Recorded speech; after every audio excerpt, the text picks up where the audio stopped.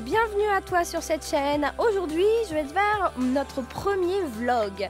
C'est-à-dire qu'on t'a tourné une vidéo pour te montrer un petit peu notre quotidien ici à la maison avec donc mon mari Raphaël, mon garçon Éloine de 5 ans et demi et Antonin de 2 ans et demi. Voilà, donc aujourd'hui on a fait un tour, on va faire un tour dans le potager et te montrer ce qu'on a mis en place en ce moment.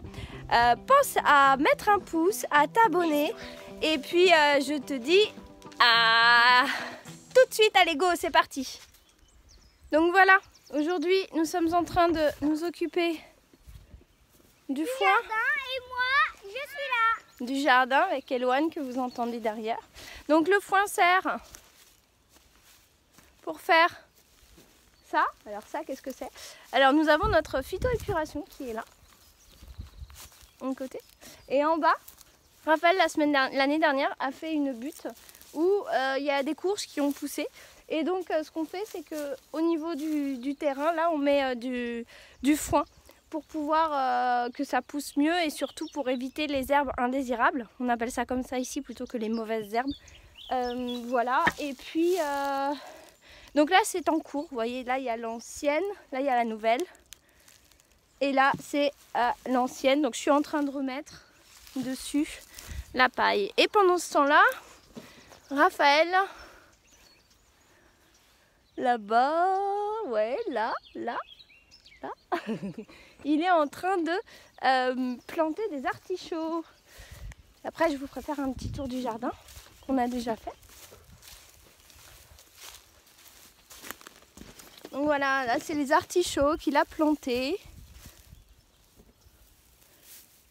Voilà, et donc voilà Raphaël. Alors est-ce que tu veux bien nous expliquer pourquoi on met du foin autour des légumes ou des différentes choses qu'on plante dans le jardin et pourquoi on met de la paille dans les allées? La paille et le foin ont la même utilité de garder l'humidité et d'éviter les herbes indésirables de pousser.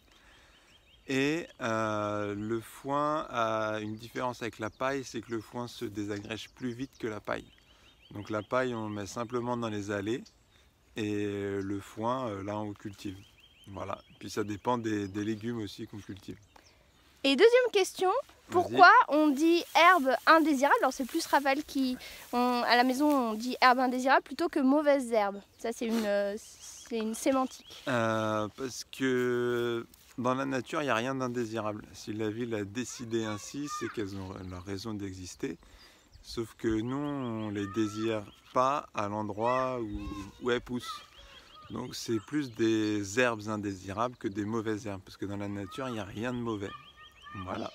Super, merci. Alors du coup là tu vas replanter des artichauts. Je vais faire la même chose. D'accord. Et est-ce que tu peux nous faire un petit tour, nous redire ce que tu as planté là par exemple? Donc là il y avait l'artichaut de l'année dernière qui a été replanté. En fait on a en haut du terrain on a un gros artichaut qui a des boutures, qui fait des boutures, qui fait des rejets, du coup qu'il a récupéré et voilà, qui remet en bas du terrain où est notre potager en fait. Donc voilà, donc là où vous regardez, là, c'est un mélange de fleurs, de carottes, de salades, de persil. Qu'est-ce qu'il y a d'autre? Il y a aussi quelques pieds de tomates en graines. Et il y a des radis aussi, ouais, tout à fait. Donc tout est mélangé ici. L'année dernière, j'avais fait pousser des tournesols à cet endroit-là.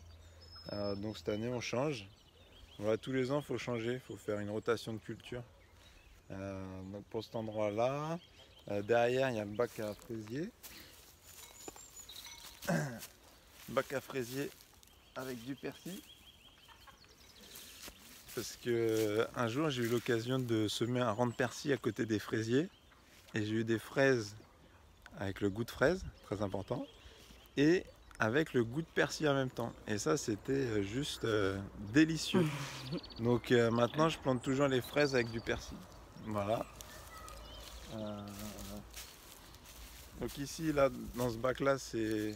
Hop, voilà, on voit bien le bac. Pommes de terre avec au milieu des fleurs. Voilà.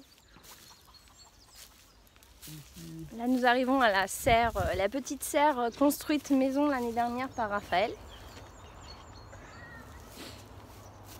Bah, ici c'est de la salade qui a repoussé toute seule, parce que je laisse toujours monter les graines. Alors pas toutes les salades en graines, mais j'en laisse une ou deux monter en graines, les plus jolies. Et puis après ça se ressème tout seul. Donc là c'est un peu le cas, avec des semis qui ont été faits dernièrement. Et puis voilà. Dans l'autre bac à côté, pareil, pommes de terre. Donc je précise, à chaque fois c'est des pommes de terre que je laisse en terre et que je ressème à chaque fois. Donc, ce qui fait qu'on en achète jamais. On consomme juste quand on entretient le terrain. Il y a notre fils qui vient de se viander. Dans le trampoline, tout va bien. Juste quand on entretient le terrain, bah, voilà, on récupère les pommes de terre et puis on les remet là où on a envie. Donc j'ai fait ça avec les poireaux ici. Vous les voyez bien là? Donc voilà, il y a une petite rangée de poireaux, donc toujours couvert avec de la paille. Donc là c'est la petite innovation de l'année. J'avais quelques parpaings qui traînaient. Et comme on a le terrain un petit peu en pente, ça permet de niveler un petit peu la surface. Et donc là c'est pareil, c'est des betteraves qui sont semées toutes seules. Et j'ai juste eu à les repiquer, puis bah, ça repart. Voilà. Et là on réfléchit à ce qu'on va planter là. On réfléchit à ce qu'on va planter à côté. Certainement des concombres, tomates, oignons. Parce que tu plantes pas n'importe comment. Ah bah oui, on réfléchit avant de planter, parce qu'il y a des associations qui se font et qui ne se font pas. Voilà. Donc, par exemple, quand vous plantez des pommes de terre, vous pouvez mettre des aubergines à côté. Parce que le dorifort, l'insecte qui vient manger les pommes de terre, adore l'aubergine aussi. Donc voilà, il va plus aller sur l'aubergine que sur la pomme de terre. Bon, c'est une petite astuce, il y en a plein comme ça. Et donc voilà, puis après il y a des blettes qui se sont ressemées. Enfin ça c'est les vieilles de l'année dernière qui ont été mangées par les poulettes. Ouais. Mais là elles sont en cage. Pour pouvoir faire c'est une petite astuce aussi, si vous avez des poules, vous les laissez en liberté la période hivernale, comme ça elles grattent bien tout le jardin, donc ça évite toutes les limaces, tout ça. Et dès que vous commencez à semer, hop, vous les remettez dans un endroit clos où elles peuvent manger et puis avoir de l'herbe. Et puis voilà. Bon, je ne vais pas trop traîner parce qu'il y a les artichauts qui sont déracinés et il faut que j'aille finir. Voilà, et puis donc voilà, donc nous hier, ce que j'ai fini de faire avec la paille, c'était, donc là il y avait le gros tas de paille qui était là, qui restait. Et du coup j'ai fini les allées. Et avec les allées, après comme il n'y en avait plus assez pour faire les allées, et il y en avait suffisamment pour les allées que j'avais terminé, mais qu'il n'y en avait pas assez pour faire là-bas au niveau de la phytoépuration, j'ai fait un coin ici, là où c'était, parce qu'en fait sous les ballots, donc on avait un gros ballot de paille et un gros ballot de foin qui nous a servi pour faire le jardin, et dessous la terre était super noire. Et du coup on va replanter alors certainement des courges ou des pommes de terre, on ne sait pas encore, on est en train de voir, de réfléchir, mais du coup autant se servir de la terre qui a été préparée comme ça naturellement en fait, pour pouvoir replanter des choses de manière riche en fait, parce que la terre est riche à ce niveau là. Donc voilà, donc là ma fin de mission du jour est de faire le foin et de le terminer, de l'étaler là. Et puis après je pense que voilà. Et voilà, et puis à la fin je pense que je ferai pareil au niveau du foin. Je laisserai un endroit où on puisse replanter des choses un peu plus naturellement. Donc vous l'avez compris, nous le jardin on le fait de manière un peu de style, alors je vais dire style permaculture parce qu'il n'y a pas toutes les couches. Donc ça on pourra vous expliquer plus profondément dans une autre vidéo, mais là c'est plus le fait on ne retourne pas la terre n'a pas été retournée, donc là ça va faire la 4e année de potager. Ouais, c'est la 4e année de potager qu'on fait, puisqu'on est arrivé, on a emménagé en 2000 à la naissance d'Antonin, donc en 2017.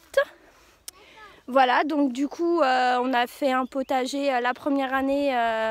On a emménagé 10 jours après Antonin est né. Donc autant vous dire que le potager il a été fait en 3 jours je crois. 3 jours ? En 2 jours, voilà. En 2 jours, Raphaël a planté toutes les graines et cette année-là, on a eu ce qu'on a eu. En plus, la terre n'était pas prête. Mais on a eu des choses et donc il faut un minimum de 3 ans pour que la terre se fasse un petit peu naturellement et s'enrichisse. Donc le fait de faire du paillage, ça permet d'enlever, donc de pas désherber en fait concrètement. Là j'ai un petit peu désherbé tout à l'heure, là où je suis en train de mettre du foin. J'ai un petit peu enlevé les herbes indésirables, mais vraiment il y en a pas beaucoup, et de pas retourner la terre non plus. Donc il l'a retourné la première année puisqu'au début c'était de l'herbe. Et la petite astuce aussi, c'est que là vous voyez il y a une bâche. Et cette bâche, en fait, en dessous, il y avait de l'herbe. Et donc l'année dernière, il l'a déplacée, il a fait ça. Parce qu'effectivement, on a déplacé, au début, on n'avait que voilà, cette partie-là, en fait. Le jardin, la partie jardin, c'est agrandi au fur et à mesure des années. Donc voilà, donc là, et puis on reteste autre chose. L'année dernière, il avait fabriqué une grande serre. Cette année, elle ne sera pas là. Mais on va faire autrement. Et voilà, on innove avec ce qu'on a. Et du coup, le confinement nous permet de profiter de ça et puis de planter nos légumes pour en avoir un minimum, parce que je sais pas vous, mais nous ici ça commence à être compliqué à aller à avoir des légumes du coin ou d'agriculteurs ou même bio. Donc voilà, bah écoutez, j'espère que la vidéo vous a plu. On vous en fera certainement d'autres pour vous montrer un petit peu notre quotidien. Et puis voilà, là les enfants, donc là c'est le coin de la... Je vous en montre. Est-ce que vous les voyez? Voilà, là il y a la cabane au fond, je vais vous montrer un petit peu, qui a été faite par Raphaël l'année dernière, le château fort des garçons. Voilà, le château fort des garçons fait avec de la récup du jardin. Et donc pareil, il y a de la récup, moi je leur ai fait avec ce qu'il y avait, je leur ai fait une petite terrasse. Et du coup là ils font leur potion magique, ils jouent, ils mangent, voilà. Donc voilà, tout ça avec la récup de ce qu'on avait. Donc j'espère que la vidéo vous a plu. Si la vidéo vous a plu, n'hésitez pas à la liker, à vous abonner à la chaîne pour avoir les nouvelles vidéos, pour vous tenir au courant un peu de ce qui se passe chez nous, comment on vit le confinement, etc.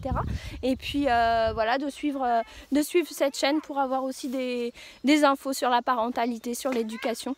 Et du coup, je vous souhaite une belle journée. Pensez à liker la vidéo, à vous abonner, et je vous dis belle journée sur votre chemin. À plus tard. Un super moyen de locomotion.